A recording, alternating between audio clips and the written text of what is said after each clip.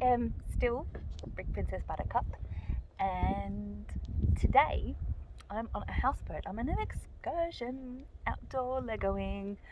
I'm on a houseboat, and it is, well, I don't want to say that it's idyllic because some of you are in the depths of winter or are in lockdown, so I won't tell you that we've gone past huge schools of jellyfish that are this big. I won't tell you that we've seen fish leaping out of the water coming up to the light at night, and I definitely won't tell you or put a little picture of where we were moored yesterday, which was right next to a tiny beach with its own tiny little waterfall. No, I won't do any of that, and it's awful. It's really boring. It's really ugly. There's nothing gorgeous about this river system at all. It's horrible. I'll do a little tour so you can see exactly where I am, but right next to me, safety first, just in case. I was steering earlier. I was driving, and it's really easy to oversteer, so you're going and you have to come back. I got the hang of it in the end. It was fun. Okay, so what I want to say today is it's something that came up just casually. I mentioned to somebody who had commented on how recognizable some of my builds were, and saying how is it that I always know what it is. And I was like, well, actually, that's really at the core of when I'm building, is I'm thinking what makes whatever it is look like whatever it is. Let's say, what makes a raccoon look like a raccoon? What makes an ice cream truck look like an ice cream truck? And if you've got the answer straight away, you're fine. You can just build. But if you don't, then obviously your first port of call is Google. But what is it that you search? So here's some tips. First of all, try searching raccoon cartoon, and you'll see some very different styles that will really focus on only the important information that says raccoon.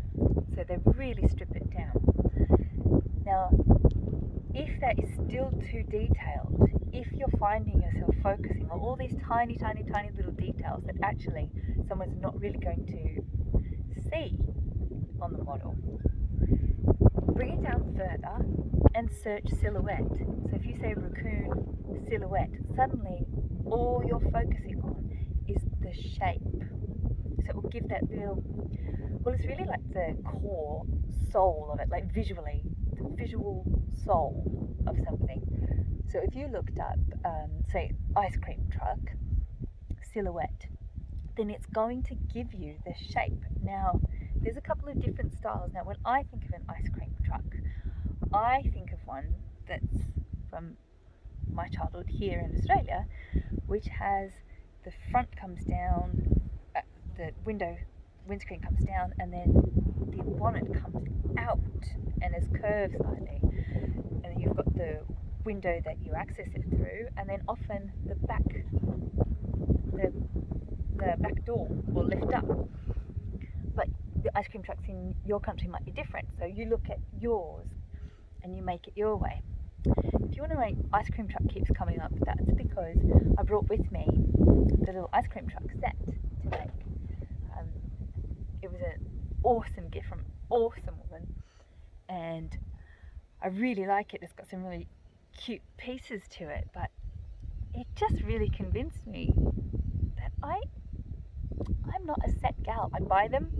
I love seeing the designs. I love the pieces because it really is the best way to buy like a big chunk of Lego, and certainly in family groups like that of colours. But I looked at it and it just really convinced me that I'm not a sets gal. I mean, I know we're all supposed to be, but I'm not.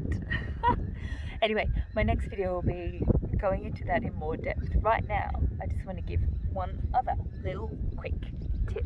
Now, the reason I'm telling you this is because I wish someone had told me this. I figured it out, and it's made my life so much easier. So if just one person sees this and goes, oh God, that's a great idea, job done. Job absolutely done. So what it is flexible hose. If you are going to be doing any kind of mocking, have some flexible hose, please. It's great for all different ways of connecting, and if you want to do curves, it's wonderful. But more importantly, for what I'm talking about right here, is for the actual process of bricks on plate, of actually connecting them. This, it's a godsend. So if you have built something inside and it needs to be strengthened, and then suddenly you look and you go, it is now, that where to put it in is now a little bit tricky for your fat fingers to get into. You might not have fat fingers, but it's still difficult to get into. This guy can, okay? And because of this sizing here, this doesn't connect.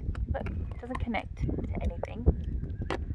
You need specific pieces to connect to this.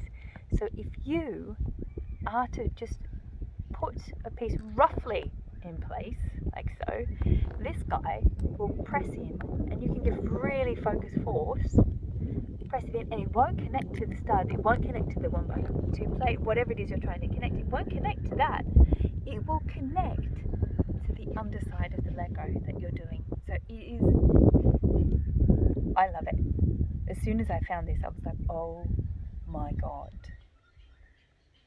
I went back and I thought about all of the mocks that I had to, in the end, pull pieces apart to go back and put in one foundational piece that I hadn't realised was going to be quite so vital until too late. And if I had just had this little bugger, bam, done.